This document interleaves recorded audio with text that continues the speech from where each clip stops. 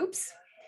We have become so technology based, haven't we, James? In our careers through this last, 18 months or so, kind of everybody has their own little TV show, the way that we have had to communicate through COVID, right? It's so easy, right? It's so easy. I mean, I'm proud of you. You've gotten live on Facebook, which that in itself could be the hardest thing that we're going to accomplish today. But you've done it. Exactly. And you know what? I'm always fascinated that there are some people that have never tried Facebook Live. Did you know that, James? I mean, you know what? It's probably something to add to your day, quite frankly. It's you can get in touch with people. I've been doing Facebook Lives now pretty much every weekday since March 16 of 2020. And it's an easy way to connect. Yeah, you're exactly right.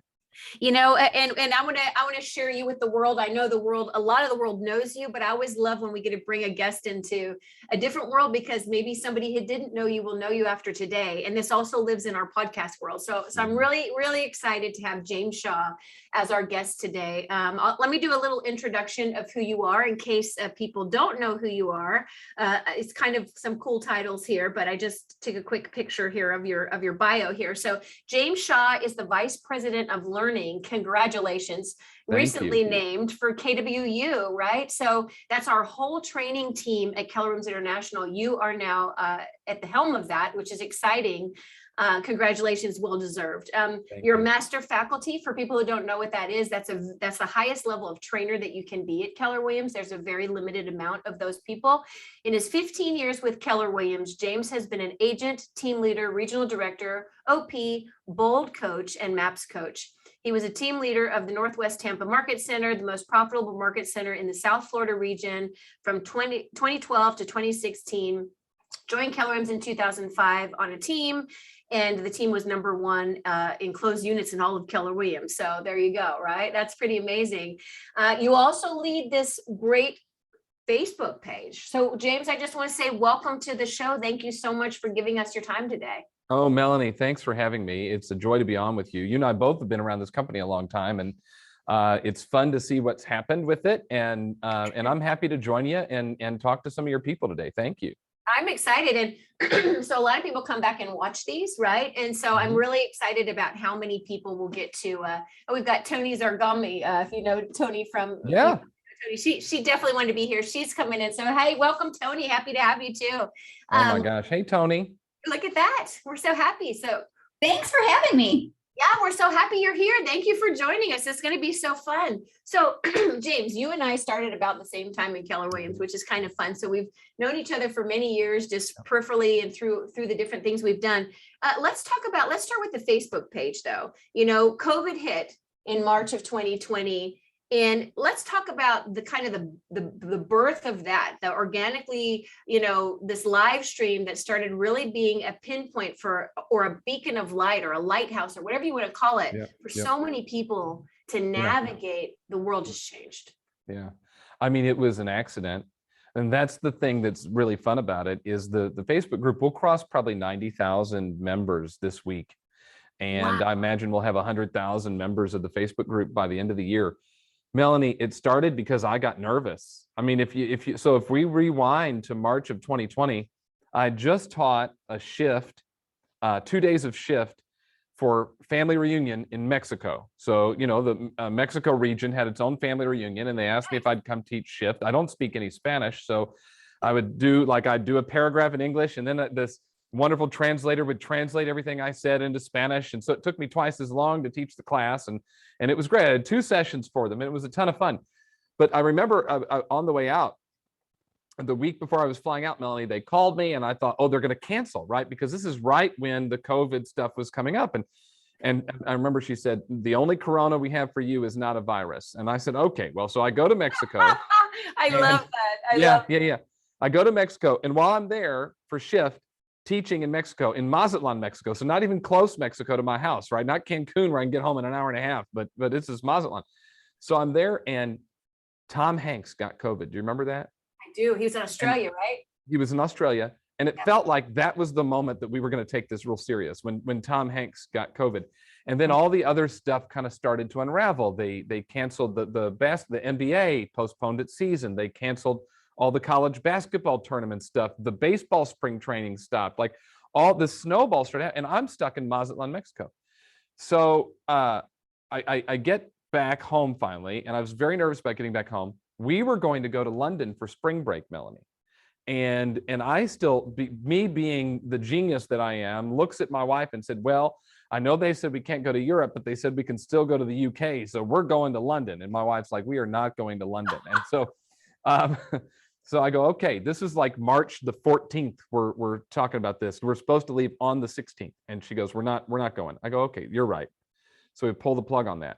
And then it's starting to hit me. You had these moments too, Melanie, I'm sure, where it starts to hit you. And it's hitting me as a bold coach at the time. I was getting on an airplane every single week.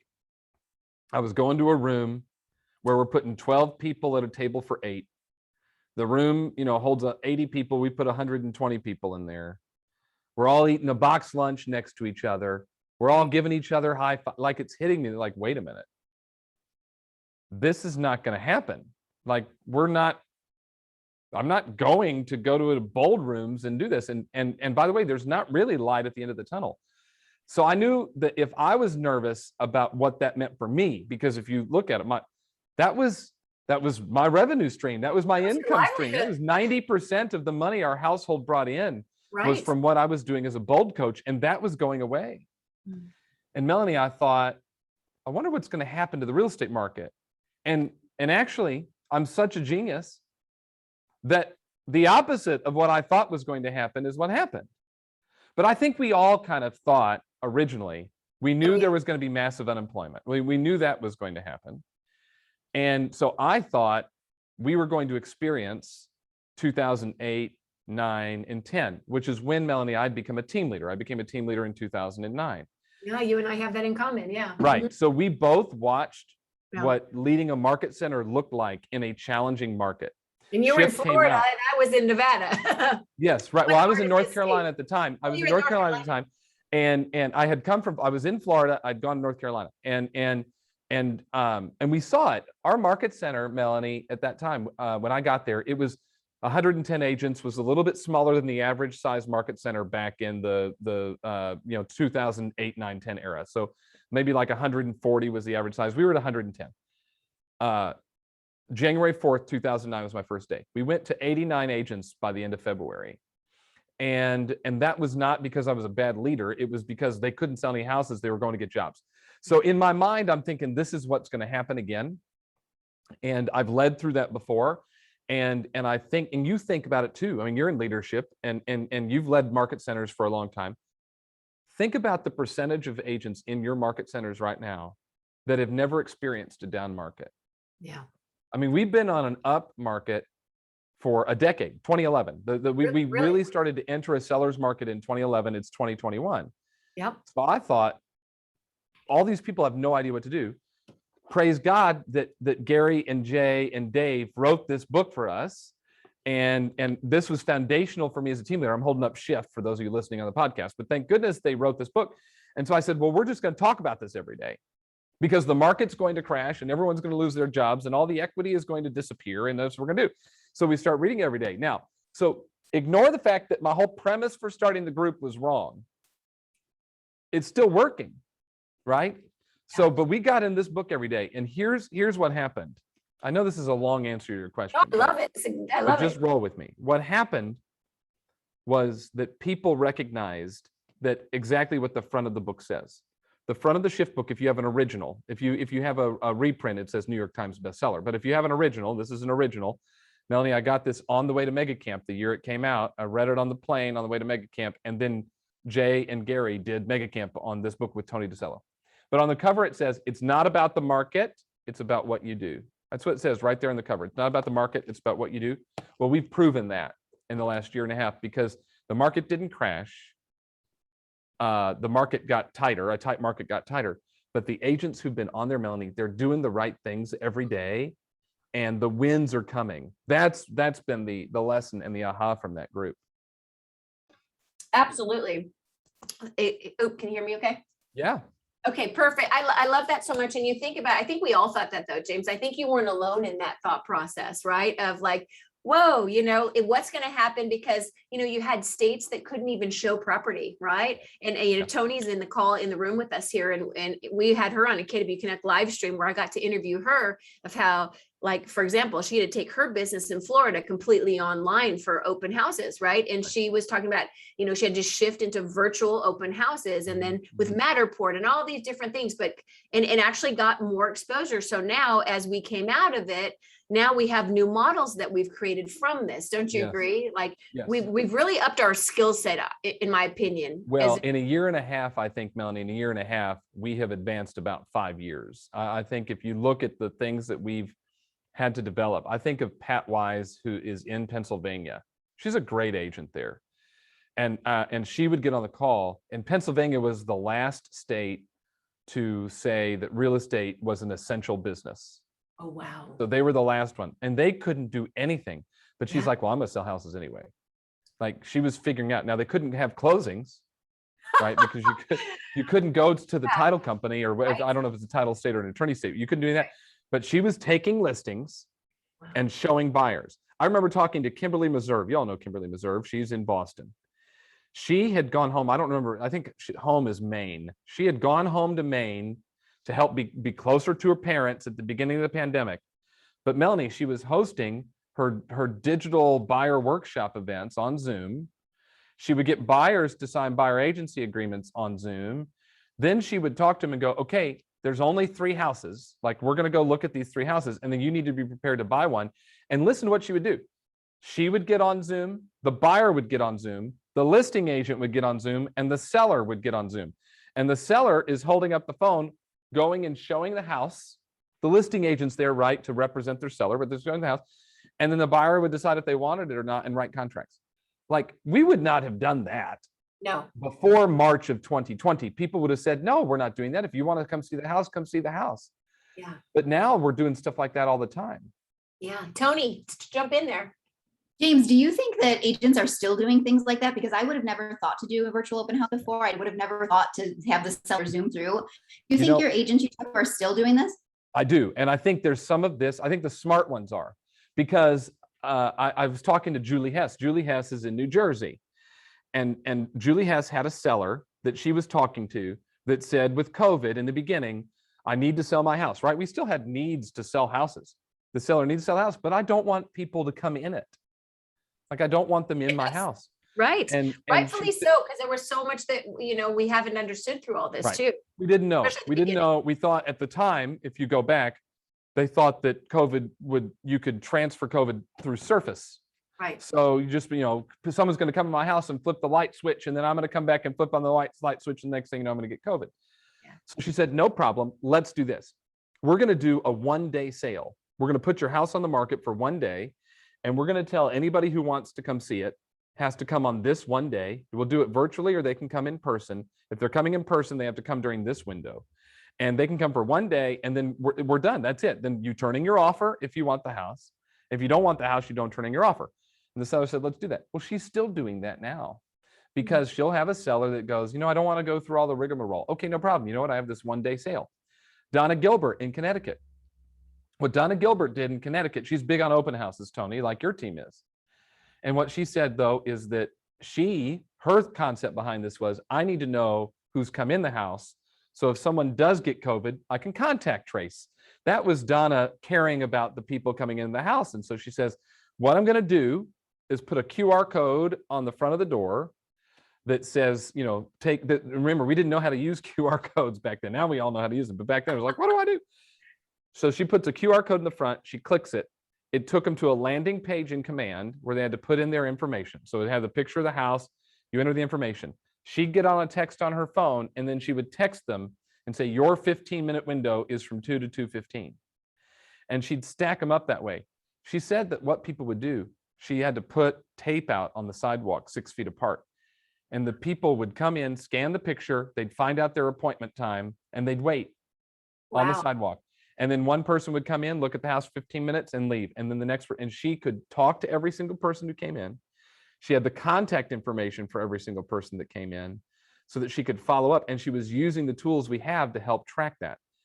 Why would you change that? Like, what would be the point of changing that?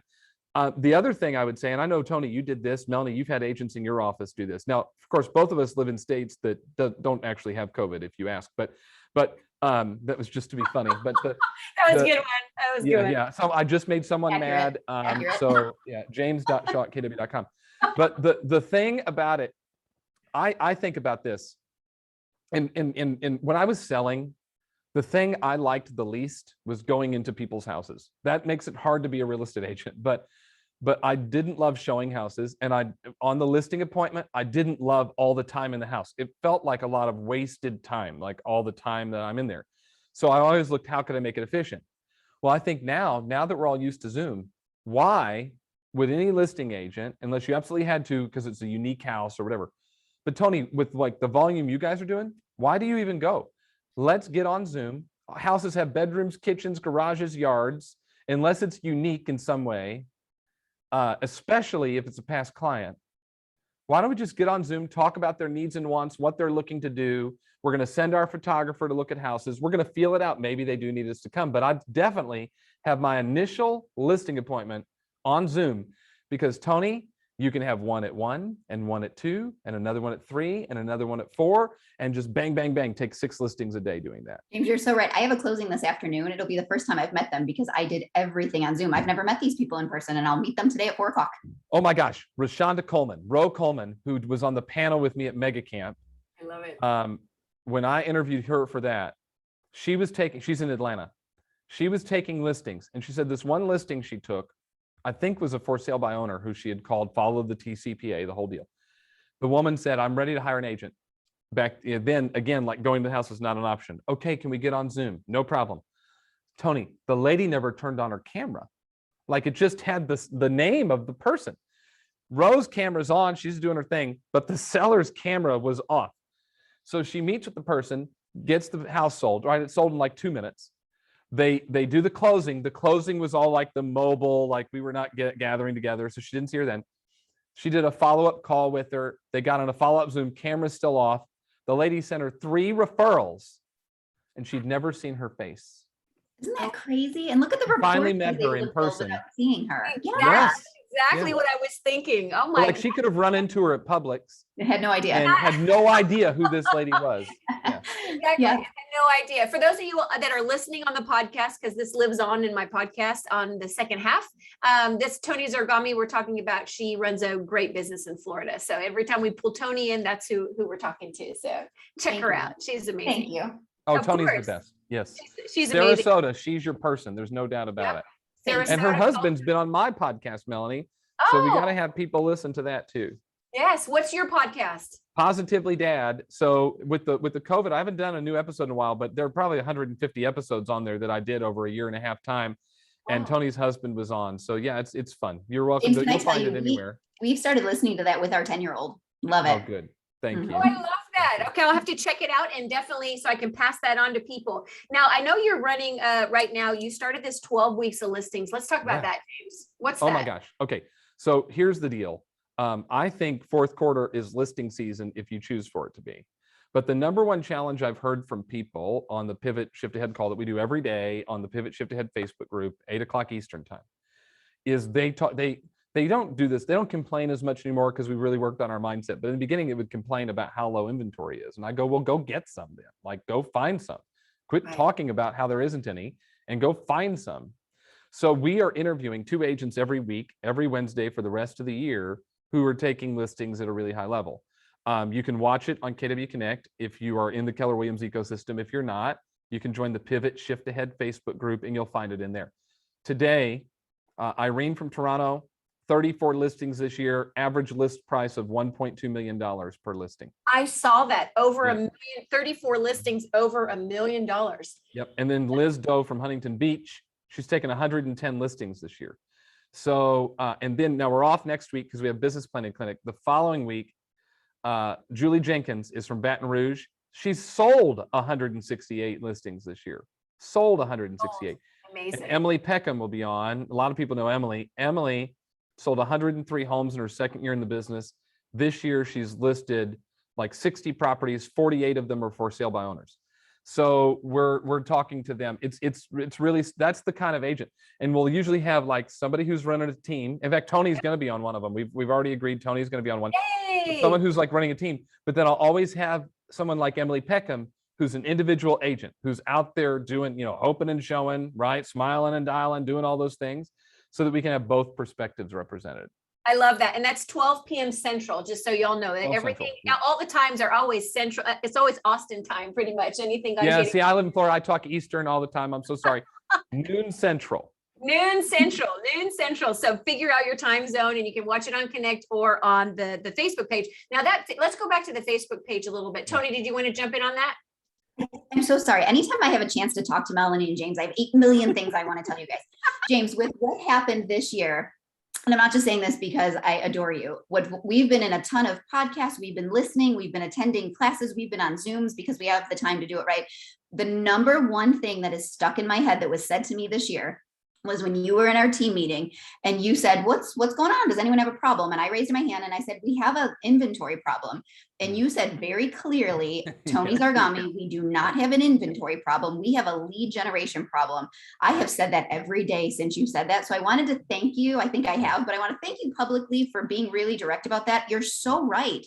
It kicked my butt into gear. Like, yeah, I can fix this. We don't have an inventory problem. We have a lead generation problem. That was amazing. Best thing I heard all year. Well, it's true, by the way. I go back in my mind to when I was a team leader, and Melanie, you'll know this, when Mark Willis was our CEO, and he would always say that, we can basically, you grow your way out of any problem. Like, so as a team leader, he would say recruiting solves all problems. Right. For an agent, listings taken solves all problems. If you are not happy with where you are goal wise, then go take more listings. And the number one way to take more listings is to talk to more people, not to complain in the corner about how there aren't any. And here, this is a big aha. So if an agent like Tony Zargami, who is an elite agent, right? I mean, there isn't any, but Tony, you and your husband run an amazing team. You have a great business. You sell a ton of homes. You make more money than nearly anybody in the county that's a real estate agent. You're doing great stuff. But here's the thing. If Tony Zargami is telling me that there aren't enough listings, right, when I know how she thinks normally, then I know we need to wake some people up. And yeah, you're right. We have a lead generation crisis, actually, is what it is. And I think another one for buyer agents, for people working with buyers, it's like, well, they go, it's so hard to get my offer accepted. And I go, I know, because you're relying on others to do your lead generation for you. Well, what do you mean by that? Well, every morning when you get up and log in the MLS, you have put your success, you have turned over your ability to succeed to everyone else who lead generated to find inventory for you. What if you quit worrying about their lead generation efforts and you went out and just found your own? And then you don't have 63 other people wanting that house too. You just go out. Like, I would knock on a door, Tony. I'd go knock on a door in a neighborhood where my buyer is looking, and I'm going to knock on the door and they're going to answer the door, and I'm going to hold up my purchase agreement. And I'm going to go, hey, my name's James at Keller Williams. I know you're busy, but real quick, I have a buyer who wants to buy your house. And so I'm curious, when are you moving? That's it. Now, there are only a couple of answers that we would get, Melanie and Tony, a couple of answers. The most common one would be something like, I'm not moving. I'm going to die in this house, right? Yes. Yeah. And if they say that, if they say I'm going to die in this house, I would say, well, when will that be? No, don't say that. But they're probably going to say I'm not moving, which is the answer I would expect. Sure. Okay. So then the follow-up question is really important. And by the way, most agents, the follow-up question is going to be, well, who do you know? Because we've heard for years to ask that. Well, who do you know in the neighborhood that might be looking to buy or sell? But that's not the follow-up question. The follow-up question is this: is there a price that would get you to think about it? And Tony, you know why we're asking that question. And Melanie, you know this too, because you're in Austin. Tony's just south of me, an hour south of me in Sarasota. I'm in Tampa Bay. All three of the markets we're in right now, if you poll like top 10 markets for appreciation in the pandemic, our markets are in that. Austin is in that. Austin might be number one. Homes are crazy in Austin right now. And Sarasota, it's wild. And in Tampa Bay, it's wild because we're winning everything. But the thing about it would be, I heard they that. give you some number, Tony, and they go in Sarasota, they go, oh, well, if I could get 750. Now you sold this house, 3 years ago for 375. If I get Yep. 750, Yep. and you're standing there going, yeah, we you probably could could. get that. Yes. But they don't know. Yeah. The person living in that house doesn't know. Well, then where am I going to go? And we've covered all this on Pivot Shift Ahead. I mean, the stuff is there, but I think that's the strategy I would use. I don't know if I don't even remember the question. I get rolling, Melanie. Sometimes I get very excitable. This is love it. great about this is we go with it, right? We go with wherever we need to go because it's what people want to hear and they need to hear. So I love that. No, we were talking about the listings, the 12 weeks of listings that you're doing on KW Connect is how that started. How did we end up at door knocking? No, it's good. It's great. It's all about inventory. And I love that you said that. And it's funny because, I'm seeing a big increase this year for my market center. And, a year ago, I moved north and part of this Austin reinvention that we're doing, right? And listings have always kind of been not our strength at the north and south. We've always had really strong listings. This year, we are having the best listing year ever. So is it an inventory problem or is it right? And we've had more listings sold than the last, 5 years at least. And it's incredible, right? It's telling you it's the activity that people are doing every day and the results show up. So here you are in Austin, there's no tighter inventory market, just like your guys is, right? And so, and yet somebody's getting those listings and we're getting more listings than ever. We're selling more listings than ever. Melanie, what's great about this, and of course you work directly for Gary with being in Austin and being involved in those market centers. So you get to talk to him and see him all the time. And now that I work for KWI, I talk to him too. But the thing about it is I go into the shift into MREA and I listen. I like to dissect like words and sentences. Like my favorite thing in like 8th grade was diagramming a sentence. I love doing that stuff. So I still do this mentally. So when I read a sentence, just think about that. You in school, I have a visual. Sorry, I just had. I love diagramming sentences. It's like my favorite thing.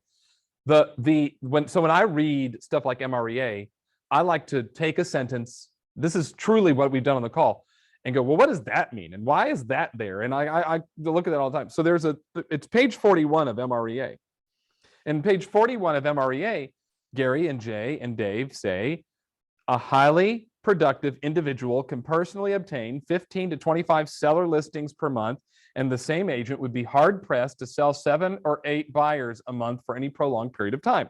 Now, Melanie, we've always known, and Tony Zargami, this too, listings, right? The name of the game, we can work with more of them.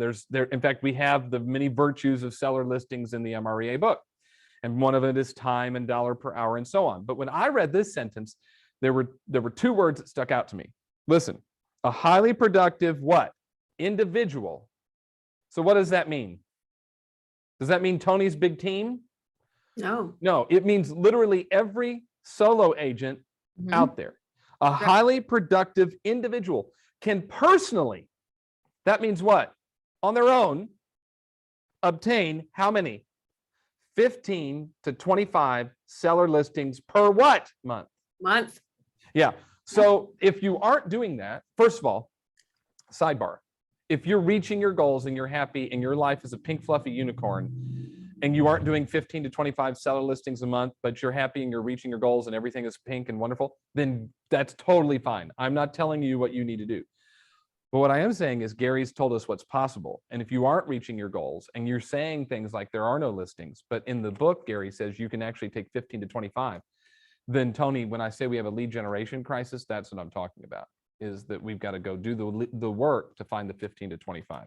I love that. I think we have to be okay with the monotony of lead generating. So someone that's been in the business for 14 years and had a small amount of success, like I still lead generate every day because that's my job, right? And you've got to be okay with the boredom of lead gen. And I hate to say it that way. I think Gary said it one year. No, you have to go up to page 27 of Shift now, Tony. So on page 27 of Shift, talking to a rainmaker, and I'm sure we've gone over time, but just roll with me. No, we have an hour, darling. We got plenty of time. Oh, we do. Okay, all right.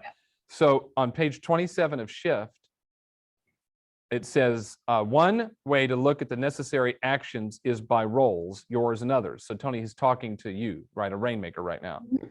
He says the challenge that you might have is you thought there were some roles you had delegated to others only to discover that you hadn't done so successfully.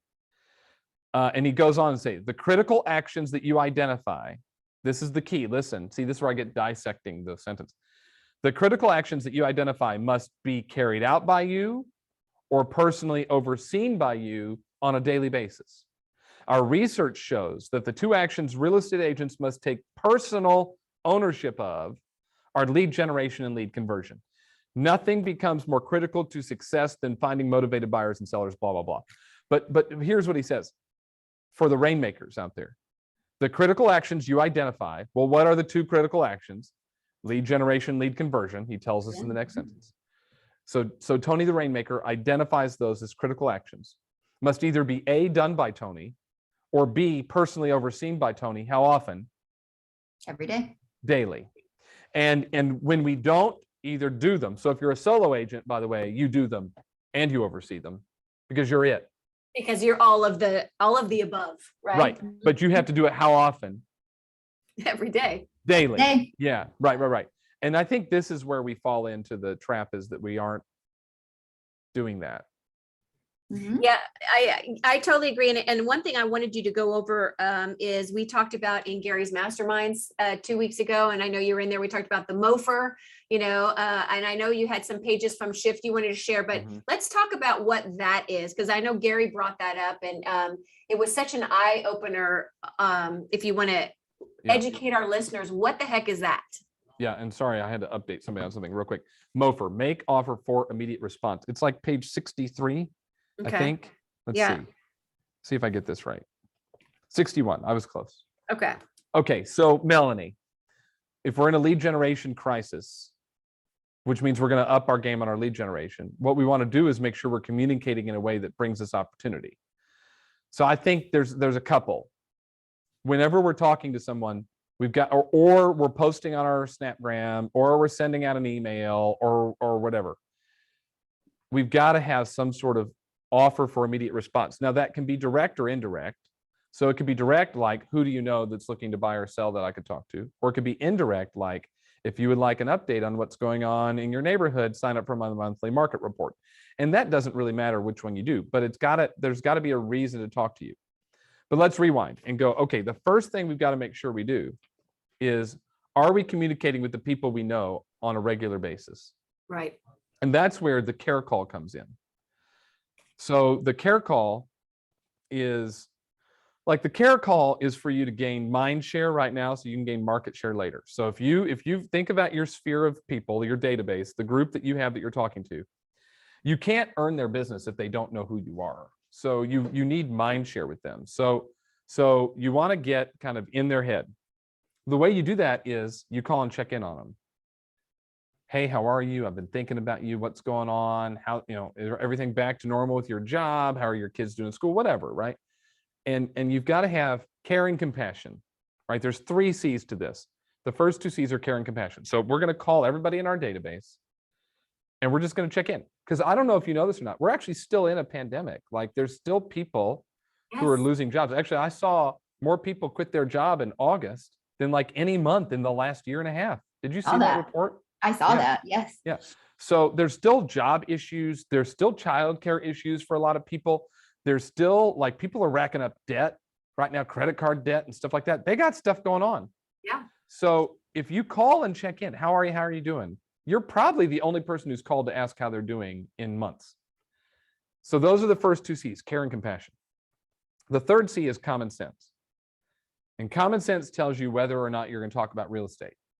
Now, Melanie, if I'm on the phone with somebody and I ask, by the way, how's work going? Are you guys back in person? Are you still, on Zoom for all your meetings? How's all that going? When you talk about their job, what are they probably going to do? Well, when you talk about their job, they're going to ask you how you're doing. Right. Yeah. What's going on with your job? You know what? The real estate market right now is alive and well. In fact, we've got more people looking for homes right now than we have homes for sale.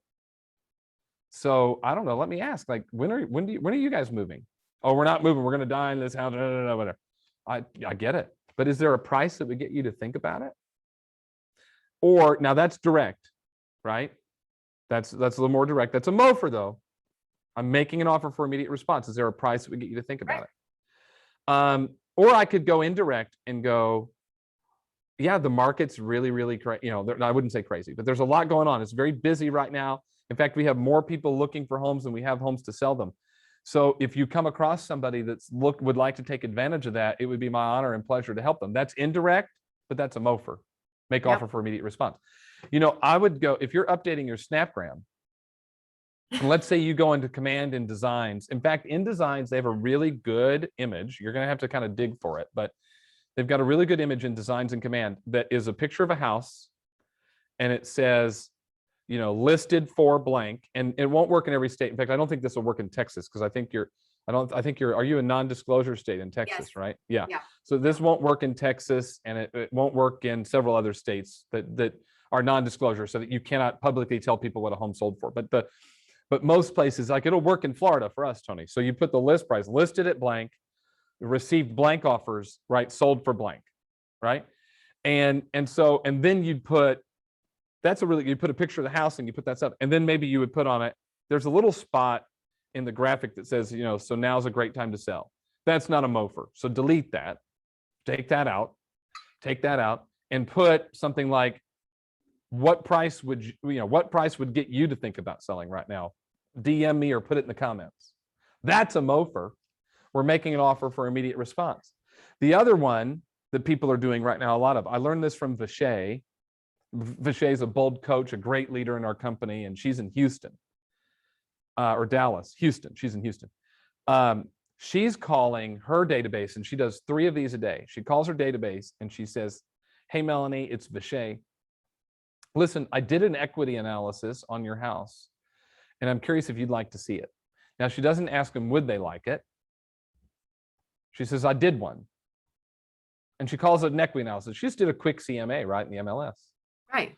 I did an equity analysis on your house. Would you like to see it? Sure. Perfect. Do you have time to jump on Zoom with me right now for 10 minutes, or should we schedule something? Right now is fine. She hops on the Zoom and she walks them through. Okay, you've got $200,000 in equity in your house.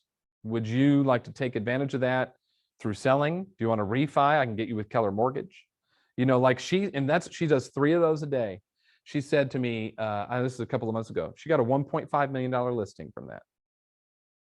Of someone who was not on the radar to sell whatsoever, but they looked at their equity and they went, oh my gosh, I got to take advantage of that. I love that. I love that. That's awesome. I love that. And it doesn't take a lot of time to do that. It just takes purpose and focus, right? So you went back to, let's go back to, I love your 3 C's. And I really like the quote that you said, you gain mind share now for market share. For market share later. I learned that from Linda McKissick.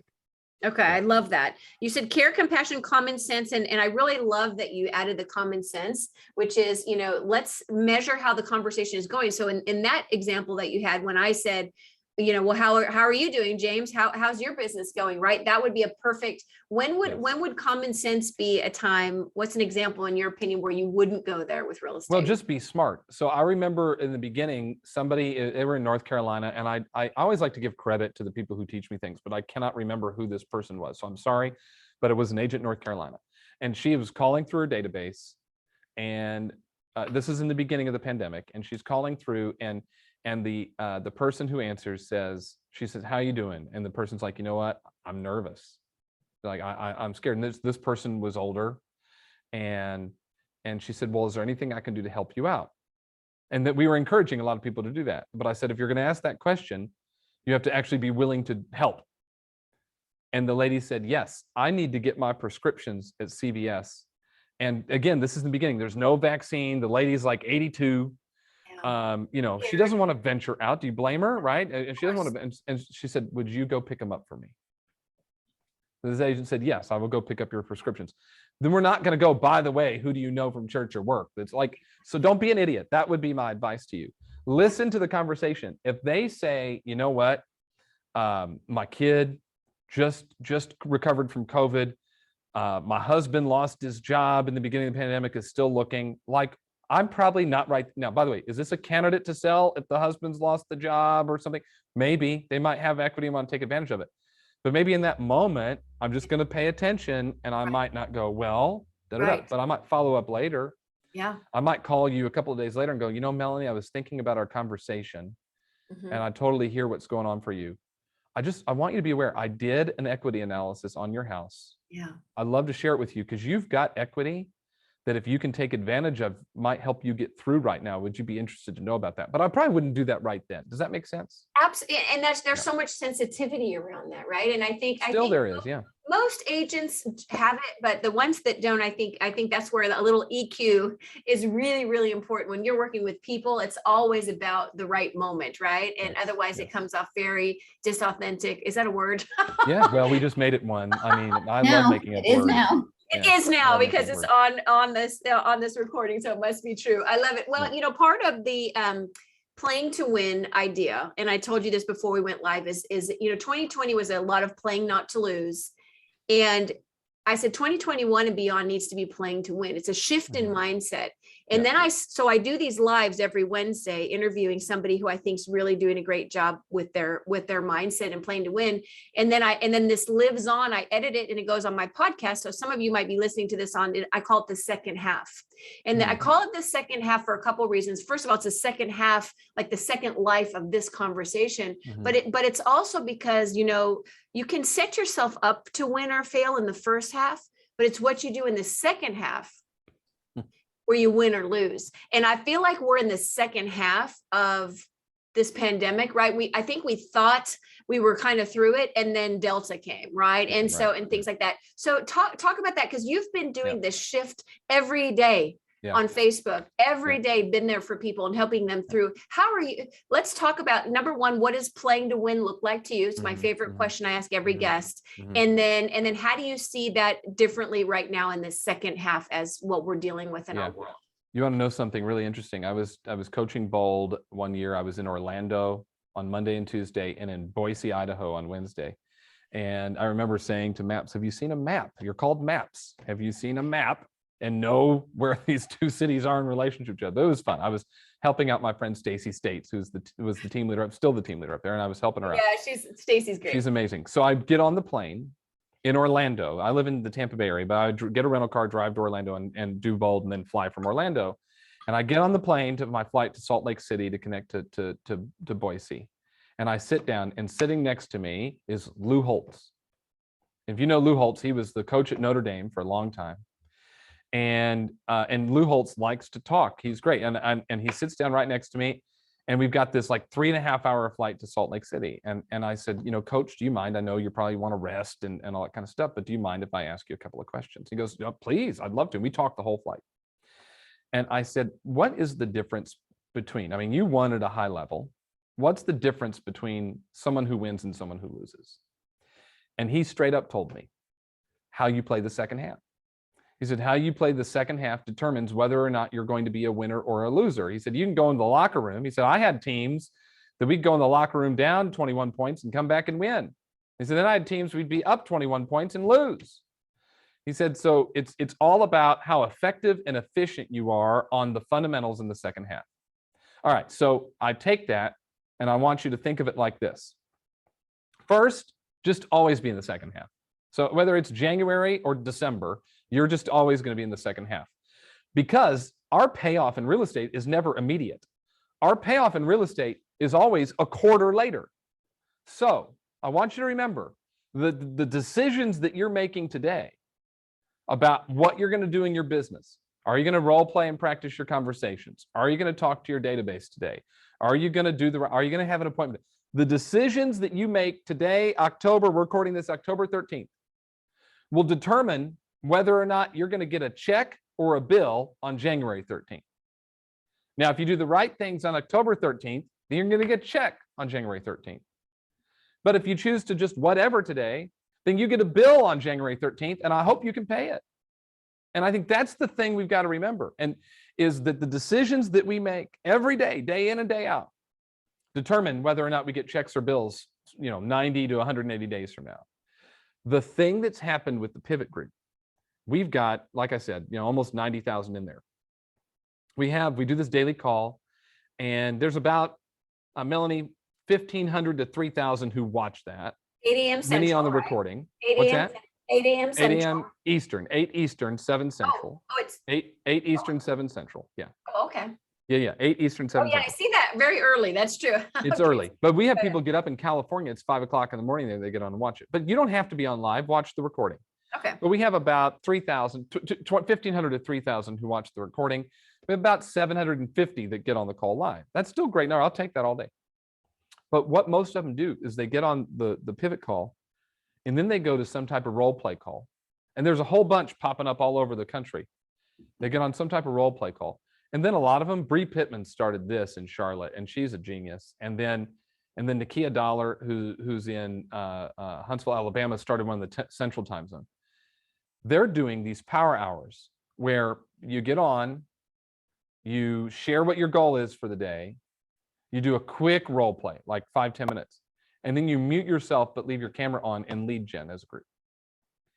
And they do that. They'll start that at like 9:30 and they go to 11. At 11, they come back and they kind of report out what happened. They share their ahas, they ask for questions, whatever.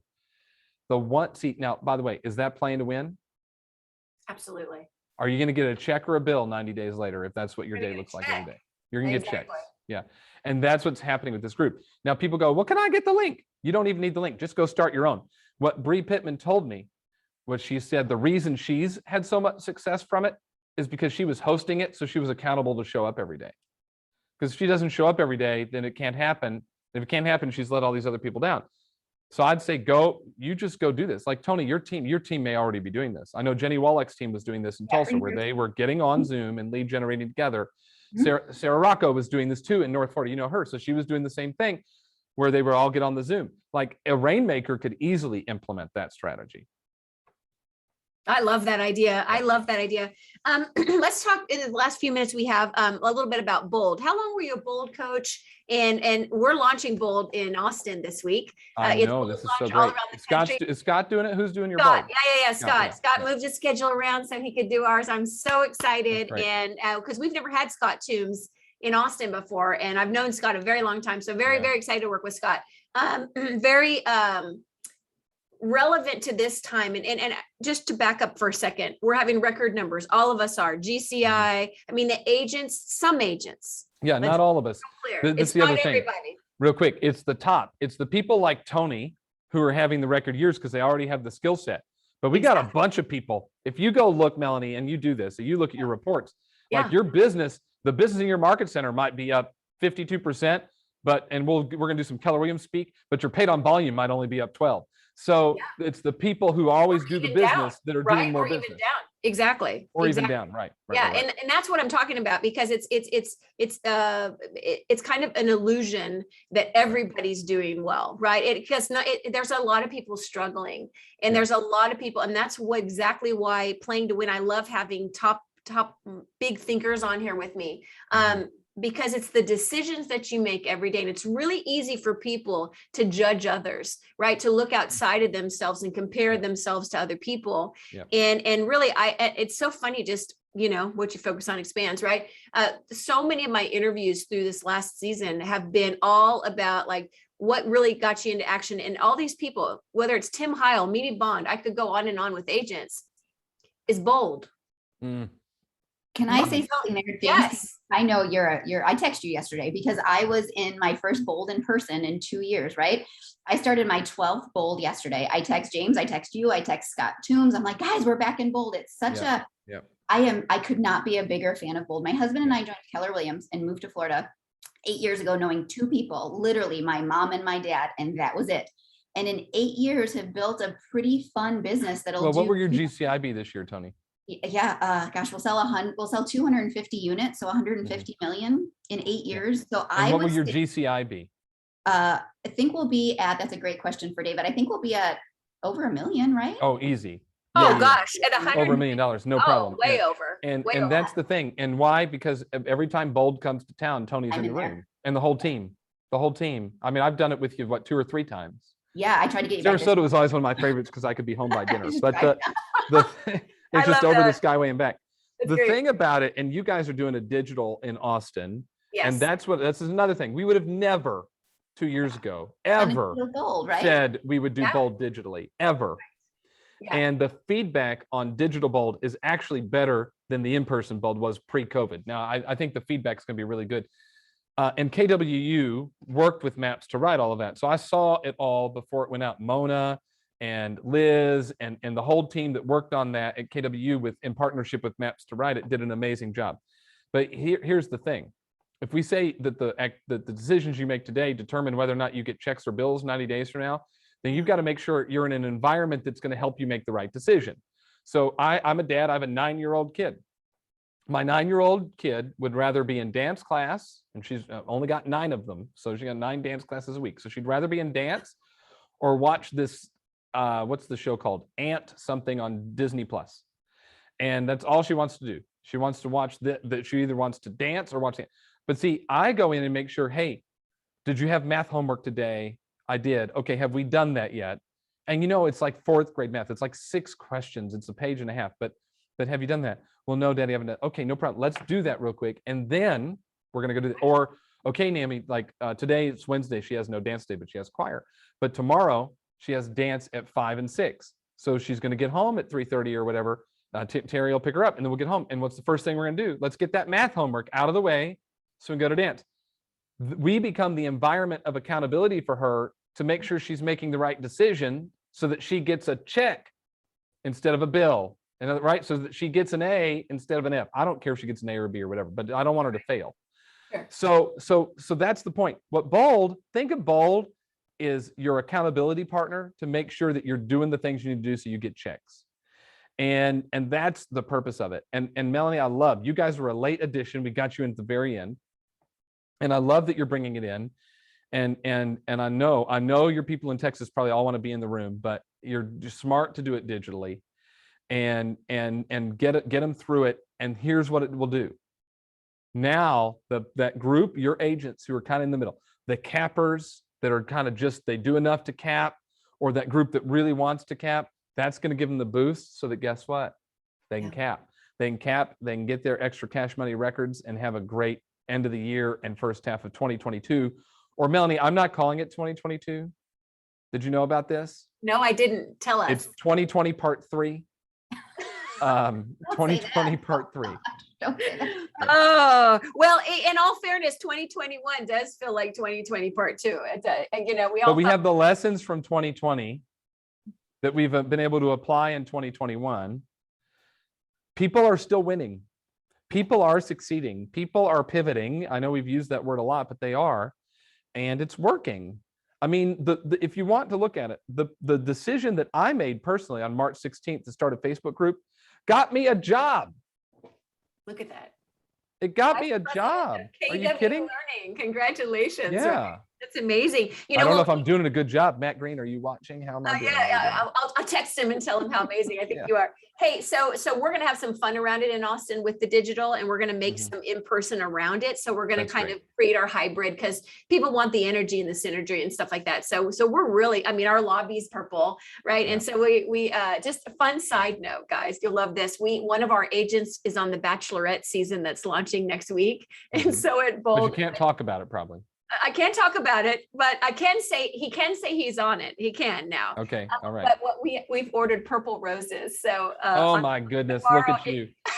That is fantastic. We're gonna have some fun. So Daniel, if you are watching, pretend you didn't hear that part. So this is just proof that there is no off position on Melanie's Genius Switch. It is always on, it is always active, and they're always doing great things in Austin. Melanie, I'm such a fan of Bold, and it is Bold and coaching has taken us to the level we are. If there's someone that's watching today that wants to take Bold with you guys and can't, I would love to offer a Bold scholarship from Zargami Group so that someone can do it. So please, Matt, please text whatever. I will offer a Bold scholarship to someone that's on this call so that they can join with Scott. See, when you're making over $1 million, and by the way, it'll be well over $1 million. You're going to be well over $1 million plus. Yeah, when you're making well over $1 million, you just pay for people to take Bold. Tony's like Oprah. Tony, right? So, yeah. You get a Bold. Yes, it's impacted my life. It's impacted my life so much that yes, please message me. We'll Oh, get taken care of. you are a beautiful person to do that. She And is. I thank you for that. I had one agent in our office too that did that. And that I'm going to find a person, because I do believe it's about how many lives will we change. And I know, they hear about mega camp and all these things, we set people up to learn and be smarter, but nothing is like Bold that's going to give them that built-in accountability and get through their own. Everybody has their own limiting belief, right? Oh my And gosh, Hudson Warren was telling me he launched a Bold in Orlando this week. yeah. They raised enough money in there to pay for 10 people who couldn't take it. Like agents were just writing checks all day. They raised $8,000, right? Because the in-person Bold is $799. The digital one is what, $399. 400, yeah. Yeah. So the in-person one's $800, man. And they raised $8,000. They put 10 people through Bold who wouldn't have been able to take it, or they could put 16 people if they said, hey, you come up with half and here's another half back. I mean, just the lives that are impacted. And we've had, but if you talk to Tim Heil, he's got the story of stories around that, right? Of doing stuff like that. So yeah, it's an important piece. You're exactly right. And thanks for bringing it in, Melanie. Well, and hey, it's Bold Week. I don't know, James, if you know this, but when I was in Reno, because I was a team leader, Tony, I don't know if you know, I know you knew I was in Reno, but I was there 3.5 years. And I literally thought, because we had the first Bold in 2010, right? And so we had, it was, oh gosh, my dear friend from Arizona came in, and Steve Chater, 6'8". I don't know if you know Steve Chater, Yep. but he's amazing. And he was our Bold coach in Reno. And I was so inspired by what happened in that room. And I was like, you know what? I think I'm going to go do that next. I thought I was going to go be a Bold coach, but then I realized he had to be on the road all the time. Yep. And I have a husband still in film that's in Germany a lot. And I had 2 precious boys. I said, no, this is not the time for that. Right. So I came to Austin to run Market Centers instead. That was It worked out. It worked out really well. But I see time and time again the impact it makes. So this is an exciting week to be launching Bold. For me, it's like the light at the end of the tunnel for the people that commit. It can really be a game changer. I can't wait to track it. And I think that I just want to thank you, James. I'm really excited to see your leadership at KWU. Oh, I thank love you. everything that you're doing with the shift page. I thought the Dave Jenks tribute was beautiful. We did a whole call on Dave. I was on Dave, just real quick on that. I mean, Dave totally changed the path of my life. He doesn't even know it. And I'm sad I never got to go tell him. When I was on the team in Northwest Indiana and we had gone to FSO, I'll make it really quick because I know we're up against the clock. We were at FSO, and back then they did FSO at the Hyatt right downtown, the Hyatt Regency in Austin. And it was Mo and Dave. That's who taught it. Now I'd gotten married and divorced in 5 minutes, but I show up. And so I'm a total like complainer. My life is horrible, whatever. And I go there. And do you remember, Melanie, back in the day, we used to open every class with the 6 personal perspectives. Yep. And so Mo and Dave taught the 6 personal perspectives. And the last one is be accountable.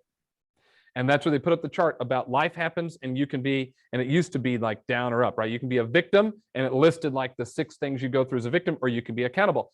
And I remember Dave and Mo teaching that, looking at it, and I'm watching the path to being a victim. And I'm like, oh yeah, okay, I did that. Okay, that's what I'm doing right now. And it was so weird because all these other people there to like open Keller Williams offices and learn how it's franchise systems orientation. This is how you open a KW. They asked for ahas and I raised my hand and I just said, you know what? I just realized that like for the last year and a half, I've totally been a victim. And today I'm going to decide to be accountable. And Mo and Dave were so kind to me because that was obviously not what they were looking for that little segment. They wanted to hear your ahas about what it takes to operate a successful Keller Williams franchise. But I'm telling you, Dave basically totally changed the type of thinking that I had based on teaching me that model. Yeah, you and I may have been in the same FSO class because it was right around the same time I was stepping in late 2007 as a team leader. Yeah. Same class, and Dave and I the last 2 years gotten reconnected, and his wife Gina, and he would call me about things and stuff, and so that was really touching to me because I was really close with his wife through all of this, and with Dave. Yeah. And just to see, and so I shared your live stream. I told her about it, and she just it touched her so much. She's still in a lot of. He's a great guy, and that's why whenever I read from the books, I always say Gary, Dave, and Jay, right? Because they all 3 told us a story. Well, Melanie, listen, this was fun. Thank you for having me. Tony, good to see you. Yeah, I know. I mean, how about I'm so glad Tony joined us. And James, thank you so much. Thank you, Tony, for joining us too. James Shaw, if people want to find can you mention one more time the pivot page? So it's Pivot Shift Ahead on Facebook. That's where you find the page. You can connect with me. I'm out of room for Facebook friends unless I unfriend Melanie and Tony, and I don't want to do that. So you can find me on Instagram, James D. Shaw, James D. Shaw. Okay, awesome. And your podcast one more time was Positively Dad. Okay, I love it. I love it. So thank you so much for being on our session today, and we'll see you on the next episode. You got it. Thank you. Thanks, Melanie. Good to see you, Tony. Good to see you. Thank you. Bye. Bye.